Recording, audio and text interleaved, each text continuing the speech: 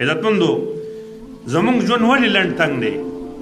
مال شته دی، دولت شته دی، پراپرټي شته دی، بچي الله راکړي دي، په اعلی عهدو باندې یو، خو ټینشن دی. ټینشن شته که نشته دی؟ په ایمان یې وایي د قرآن په مجلس کې ناست یو، موږ د وده کېدو دپاره ډایزیپام او برومازیپام او اسټالوپرام ګولۍ خورو. وجه څه ده؟ د بیمارۍ ډاکټر هغه دی چې دی بیماري معلومه کړي، خو چې دا معلومه کړي چې دا بیماري د څه د وجې نه راځي. بطور مثال یوه تبه ده، ټمپریچر دی،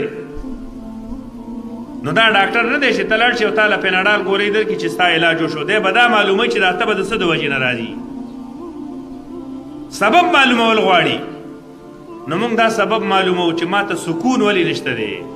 الله هغه علاج ښودلی دی، ومن اعرض عن ذکري فإن له معیشة ضنکا ونحشره یوم القیامة اعما.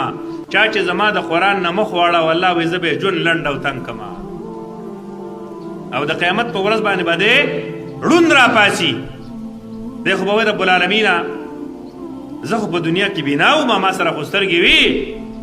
الله رب العالمین به ورته وفرمایي چې په دنیا کې تا سره سترګې وي، خو د هدایت او د عمل سترګې د سره نه وي.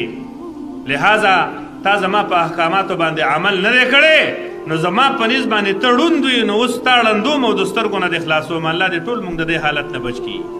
عزتمندو ضرورت د دې دی چې د قرآن په تعلیماتو باندې عمل وکړو.